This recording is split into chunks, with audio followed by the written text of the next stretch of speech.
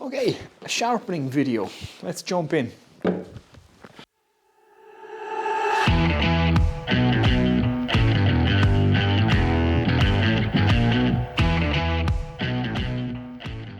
What's happening, everyone? Welcome back to the workshop. Now, I have a sharpening video for you. So I've been getting a lot of questions lately about how do I sharpen my tools? Can I do a sharpening video? So this is going to be that video. Now, I have multiple sharpening videos on my channel already. So I've done reviews of all the products that I use to sharpen my tools. And I've recently myself switched over to hand sharpening. So I'm going to demonstrate that for you in this video. I'll give you a quick look at the system I've used. I've done a full review on it already, so I won't get super in depth into it. So what we're going to do in this video is I'm going to sharpen my number 5 plane. I'm going to do it in real time to show you how quick and easy it is just to touch up a blade when you're hand sharpening, and then I will do a little bit of a longer sharpening process to show you what you do when you get a brand new plane or a brand new blade, how to set up that plane blade and sharpen it properly. So that's what we're going to attempt to do in this video. So without further ado, let's jump in. Let me show you what I use and then we'll sharpen the plane. Okay guys, so let's jump in now. Previously, what I have been using to sharpen my tools, and if you know and watch my channel, you would have seen me use this. This is the Veritas honing guide system. So I was using this for both my plane blades and my chisels. Now, it's a good system. It's very, very easy set up, but it's a little fiddly and a little time consuming. If you want to just take your plane blade out of your plane, sharpen it quickly and get it back in your plane with a good edge on it, this takes a little bit of time to set up. And another little problem that I've pointed out before in videos with this is the cambered roller. The brass rollers on the Veritas system can wear. So I have a flat spot now on my cambered roller and it's to one side, so it's off center. So it's making it impossible to get a good edge on the plane blade using this as a guide system. Now, for setting your primary bevel, it's still a good system and you will still need something to set a primary bevel. I'll get more into that later on in the video as we go on. So if you're going to get into hand tool sharpening, you will need something like either a bench grinder, Waterstone, or a honing guide to set your primary bevel. We already have a primary bevel set on this blade, so I'm going to hand sharpen. Now, I use the Scary Sharp sharpening system. This comes from Workshop Heaven. It's a piece of float glass with 3M tape. So I'll give you a close-up of this. I'll talk you through it. Okay guys, so this is what I use to sharpen. Now this is, like I said, it's called the Scary Sharp sharpening system. Workshop Heaven sell it as a kit. It's a piece of float glass with 3M tape. It's a 3M micro finishing film. Now you can buy, when you get the pack, you get all the micro finishing film and you cut it into strips yourself. So you cut it slightly wider than your widest plane blade and you put it on our glass. So that's how it comes, just like that, and you cut it into strips. Now this stuff is pretty good. I've had this almost 2 years now and I'm only onto my second lot of strips, so that'll tell you how durable this is, and it's very, very cost effective. Now the beauty of this is you don't have to flatten anything. It comes perfectly flat once you put your 3M tape on it. There's no dressing stones, so if you're using water stones and stuff like that, you don't have to dress anything. You don't have to worry about curves or cups in the stone, and it's not nearly as expensive as diamond plates, and it's very, very efficient at removing material. So you start off with 100 micron.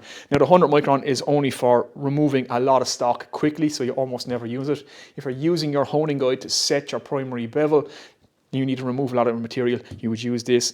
When you're starting your sharpen, you start with the 40 micron down to the 30, you have 15, you have a 9, and on the back then we have a 3 micron down to 1 micron. Now the 1 micron tape is equivalent to 11,000 grit on a Japanese Waterstone, so it's really, really fine.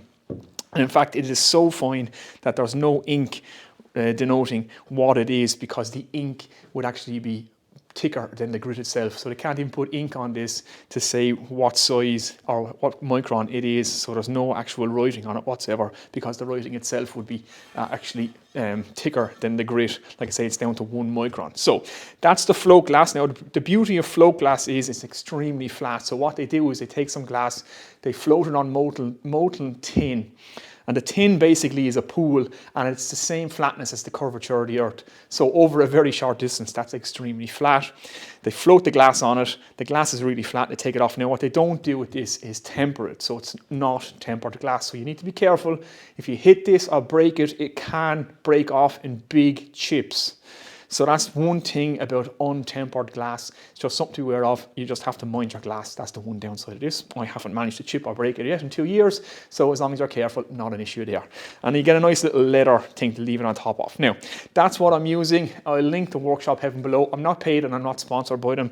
It's just what I use and what I recommend. You can go check it out for yourselves. So let's get sharpening our plane blade.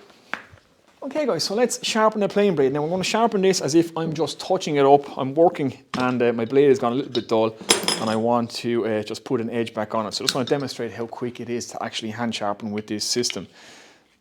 So just get our plane blade off our chip breaker. Now use a little bit of honing fluid.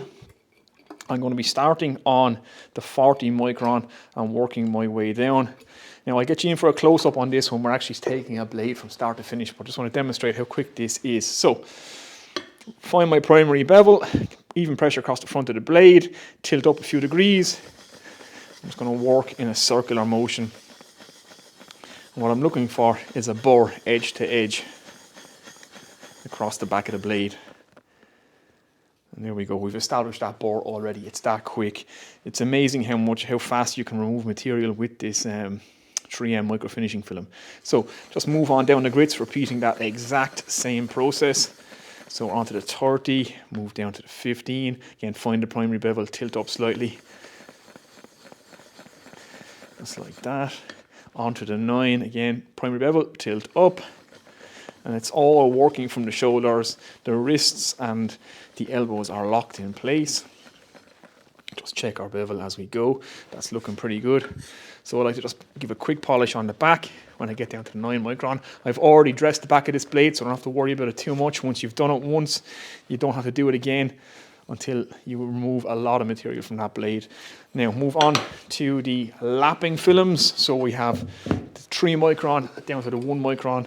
And again, it's only a couple of strokes on this just to lap that blade and put a polished edge on it. So again, even pressure, feel for the primary bevel, tilt up a few degrees. Lock everything in place, move from the shoulders, and just give it a few strokes. Finally then, onto the 1 micron, same thing again. And this is all just feel and practice. And once you get it down, you'll be amazed at how fast you can put an edge back on your blade, just like that. Now, that's it, we're done. No more to do there. Let's give it a little wipe off on the leather. My leather is not looking too nice because I have it destroyed in honing oil, but there's no harm in that. Now, that's it. The blade is now done. We've put an edge on that blade. And again, no need for the leather strops or anything like that. Again, you're down to 1 micron on a lapping film, so that's more than enough. You can see just how sharp that is.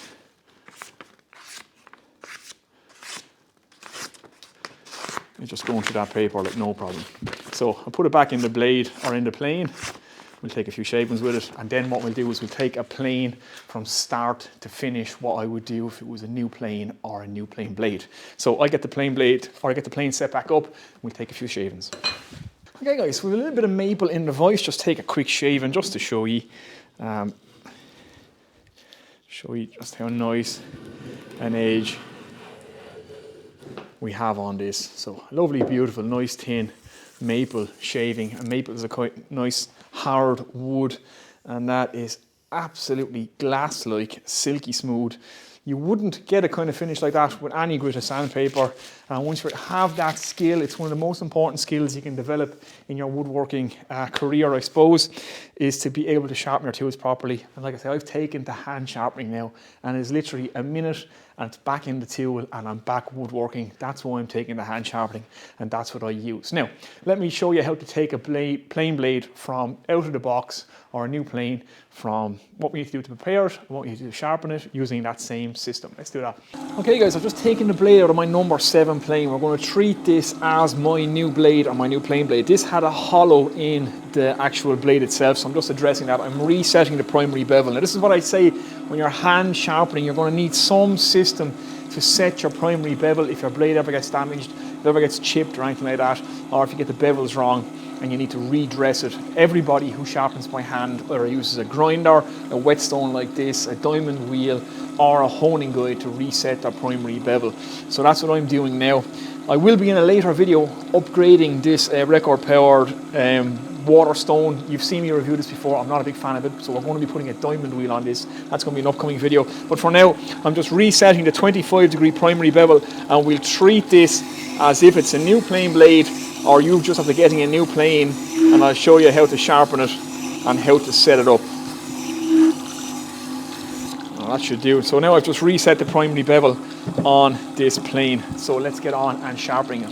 Okay guys, there we go. So very quickly before we start, there's my reground primary bevel. So like I say, we're going to treat this now as if this is a brand new plane blade, or you've just bought yourself a brand new plane, and this is how you're going to prepare it, and you're going to do it all by hand on the Scary Sharp sharpening system. So let's jump in and do it now. Okay guys, let's prepare this blade. Now, very first thing that we have to do is ensure that the back of our plane blade is flat. Now, we don't have to flatten the entire back of this plane blade. It takes way too long. We only need to flatten edge to edge behind our cutting edge. Once that's done, we're good to go. So we're going to do that now. So let's prepare. I'll get you in for a close-up and I'll show you exactly what we're doing.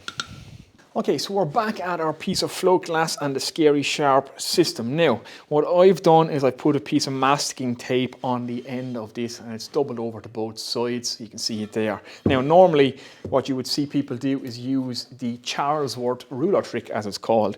So you would put a small skinny steel ruler on the edge of your Waterstone, your diamond plate, whatever you're using, and you would use that just to tilt the blade up enough so that you're just polishing and flattening right behind the cutting edge. But I've watched Matthew Platt from Workshop Heaven do this, and he just uses a piece of masking tape just to raise the plane blade up enough, and that's literally all you need. So that's what we're going to do. So let's get some honing fluid on this. And again, I'm only going to start from the 40 micron on down. If the blade was really out of shape at the back, really concave, then we would need to use the 100 micron, but I'm hoping that I can get a nice flat edge at the back of this without having to go to the 100 micron. So we're going to start on the 40, and I'm just working it back and forward. I'm only moving an inch or two in off the actual masking tape. We'll give that a few strokes. Give it a wipe and just check and see where we are removing material. Now, I can see that I'm removing material edge to edge almost, so I'm going to get on. I'm going to work my way down through the grit just like this, and I'll show you the finished result. Okay guys, I'm just finishing off flattening the back of the blade. I'll give you a look at this now in a second. I'm just using the lapping grit just to polish the back of the blade, and again, the masking tape is enough just to lift it up. Now you can, like I said, use the ruler. If you wanted to use the ruler, no problem. Just put it in there behind it like that. That will tilt the blade up enough again, so that you're only flattening the area right behind the cutting edge. You're not flattening the entire back of this blade. That's absolutely not necessary. So here we go. I'll give you a quick look at this now. Okay guys, there's the back of our blade. Let's see if I can get this where the shine is not on it. Now, you can see I have a slight hollow in the back of my blade here. You can see it's removing less material here, but you can see I have a nice polished edge behind the cutting surface, and it's all the way from edge to edge. So you can see we have a hollow spot here, which as we remove material from this blade over time, as we work down through it, we're going to have to re-flatten it again when we get to here. But so long as you are from edge to edge behind your cutting edge polished, as long as you can see that, you are good to go. You don't have to flatten all this area here. We can address that when we start removing material down there. So you can see I've polished edge. Hopefully that's coming out on camera and the light's not affecting it too much. I have a polished edge, edge to edge. Now, once that's done, that's the back of our blade dressed. Now we can get on and sharpen our blade. Okay guys, let's get on putting an edge on this. Now this is a very quick part, so just like the start of the video. So we've prepared the back of our blade. We do not need to do that again. Once that's done, that's it. Every time we take this out of the plane now, it's just about putting an edge on it. So we want to set a secondary bevel on this. So We're going to start from the 40 micron on down. We do not need to go near the 100 micron. Again, that's just for fast stock removal. So we want even pressure across the front of the blade. I put 3 fingers on. Some people can get 4 fingers on. I can't. I've got big sausage fingers, big shovel hands. So I get 3 fingers across the front of this over 2-inch blade. So even pressure from edge to edge, not too much. You can put your index finger in this hole if it helps lock everything together. Interlock your thumbs. Again, it's just about locking your hands together, creating like a honing guide from your hands. You want everything nice and stable. Feel for your primary bevel. Once you're sitting on that, tilt up a few degrees and just move in a nice circular motion like that. Again, it all comes from the shoulders. The hands, the wrists and the elbows are locked. So again, feel for that primary bevel, tilt up a few degrees and just work that in a circular motion. And I'm at a slight angle here so that I don't slip off the tape either side. It just gives me more room to move.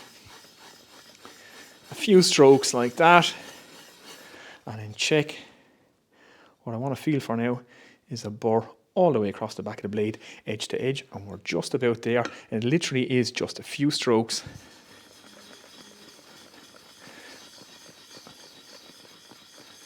Again, even pressure, nice circles. There we go. That's edge to edge. So now it's a case of just move on down through the grits, repeating that process. Get everything locked down again, even pressure across the front, feel for the primary bevel and tilt it up. Again, nice circular motions.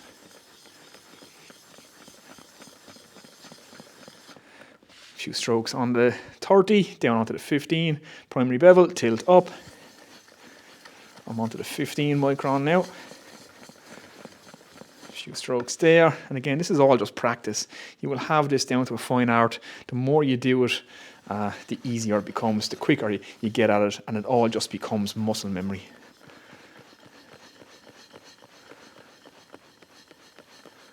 There we go. And again, when I get to the 9 micron, I like to just dress the back of the blade a small bit just to remove the burr before we go on to the lapping grits, and then we can just check that we have a nice consistent edge all the way across the top, and then we can move around onto the lapping grits. Okay guys, so hopefully you can just see that nice shiny secondary bevel we've put on that. So it's just right out to the edge, about 1 millimeter in from the edge, all the way across. Now the reason we put on a secondary bevel is that we're not sharpening this entire bevel. We're not removing material from this entire bevel every time we want to sharpen. We are only doing this edge. That's all we're touching up now when we want to resharpen this. Now, if you watch Rob Cosman, he actually puts a tertiary bevel, so a third bevel. So he'll even tilt up a few degrees and put a bevel on the secondary bevel, so it's only the bare edge that he touches up every time he sharpens. You can absolutely do that too if you want. I'm just going to stop with the secondary bevel. That's just how I sharpen. I get good results that way. So you can see we're just edge to edge. Now, get on this onto the lapping grits and we'll polish this up, we'll get it back in the plane and we'll test it out. So just before I go on back onto the lapping grits, I'm going to go on to 15, tilt it up. I'm just going to lean to the right side a touch, so just with this finger I'm putting a little bit more pressure in there just to roll off that edge ever so slightly. Then with this finger here, some people like to have their little finger out here. I don't, like I say, I just keep 3 fingers on it, a little bit of pressure on this side for just a little bit, and then back to the center again. Then here again, feel for that primary, tilt up, a little bit of pressure on this side, a little bit of pressure on the left hand side, square everything back up. And all that does is it just barely rolls off the edge. So when you're doing overlapping strokes, you're not leaving tracks or plain tracks in your timber. That's all. So we just want to barely roll off either side. Now let's get on to the lapping grits. So it's just the same thing again. Primary bevel, tilt up slightly. We just want to put a nice polished edge on this. Again, it's only a few strokes.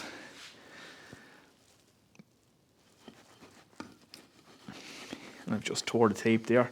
This tape is getting pretty old. You can see how discolored it is, but that's not a problem. It's about time I replaced it anyway. Okay, that should do. Nice little polish on the back of the blade, and that's good enough. We should be good to go. Now let's get this back in the plane blade and back into the plane, and we'll get taking some shavings. Okay guys, so that's it. That's a brand new, let's imagine it was a brand new plane blade. So if you buy yourself a brand new plane or a brand new blade, that's exactly how you set it up. That's how I do it by hand. And remember, you're going to need some sort of tool. So you have to pay the piper somewhere where you either get a grinding wheel on a grinder, you either use a water wheel, you get a honing guide. You will need some way to set that primary bevel. So again, you can see just how sharp that is. A beautiful cutting edge on that. Not that we ever need to cut paper, but it seems to be just a good way of demonstrating how sharp it is. Now, let's get this back together. So when we're putting back on our chip breaker, we want to drop it onto the side just like that. Bring it away from your cutting edge, rotate it around and slide it up to your cutting edge. So after all your hard work, you don't want to damage that beautiful edge now. So slide it right up there, square everything up and just give it a tighten down. So don't ever drag your chip breaker over your cutting edge. Beautiful, just like that. Now, when I'm dropping it into my plane, hold the plane frog at 90 degrees. Again, been very, very careful. I don't want to hit that nice new edge off anything. Drop it in there, leave our cap back on. I could actually do it a little tighten down. Half a turn should do. They don't need to be over tight. There we go.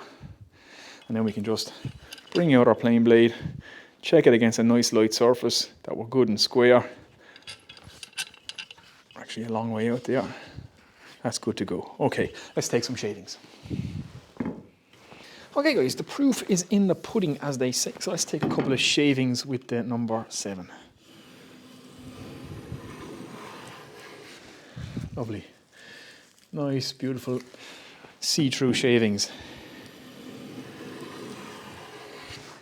So it's going through that maple like butter, which is exactly what we want.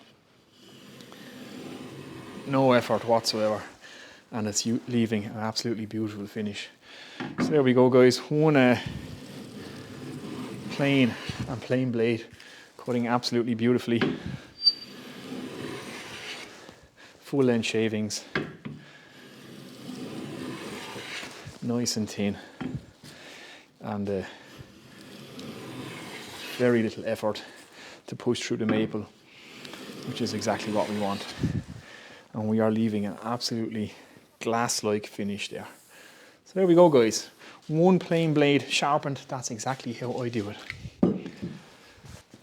So there we go guys, that is how I am now sharpening my plain blades by hand. I find it a much better system. Once you get the practice down, it's a lot quicker. You're not faffing around with honing guides and stuff like that. You get the plain blade out of the plane, it's back in the plane within less than a minute, and you're back woodworking again with extremely good results. And all it requires is just that little bit of practice. But like I said, you will have to spend some money somewhere, either on a honing guide, on a water wheel, or maybe a bench grinder to set that primary bevel. And once that primary bevel is set, you can then hand sharpen to put a secondary or tertiary bevel, flatten the back of the blade, and you are good to go. Now, I'll link to the Scary Sharp sharpening system below. Again, I'm not paid, sponsored, it's not an affiliate link, it's just where I spent my money. It's where I got this, was Workshop Heaven. I find it to be a great system simply because it's so easy to use. There's no setup with it, there's no dressing of stones, so everything remains flat. And when the tape wears out, just peel it off, cut yourself a new strip, put it back on, and it's good to go. And you can see the results you get from it. It's literally seconds to hand sharpen with it. So hopefully you found that informative guys, and hopefully you've enjoyed it. Now I know long-time subscribers, you would have seen me go through this a few times, so we kind of went over some old ground here. But for everybody that's new and that's been asking the question lately, hopefully that addresses some of your questions, and hopefully you've got something from it. Any questions you want to know or more information, just leave it in the comment section below. I will get back to you guys. Let me know how you like to sharpen your tools. Let me know what you use. Get in the conversation below. If you liked the video, give it a thumbs up. If you're new here, think about hitting the subscribe button. And if you want to support what I do here, all the links will be in the description below to my Patreon and stuff. I have an Amazon store there as well, where all my work clothes, my work tools, the lights I like to use, a few of the whiskies that I review over on my whiskey channel, that will be linked below as well. They're also in my Amazon store, and you can help support the channel that way as well. So that's it guys, I'm going to get out of here now. That's how I sharpen my plain blades. Hopefully that helps you guys out. And yeah, I shall see you in the next one. Take it easy.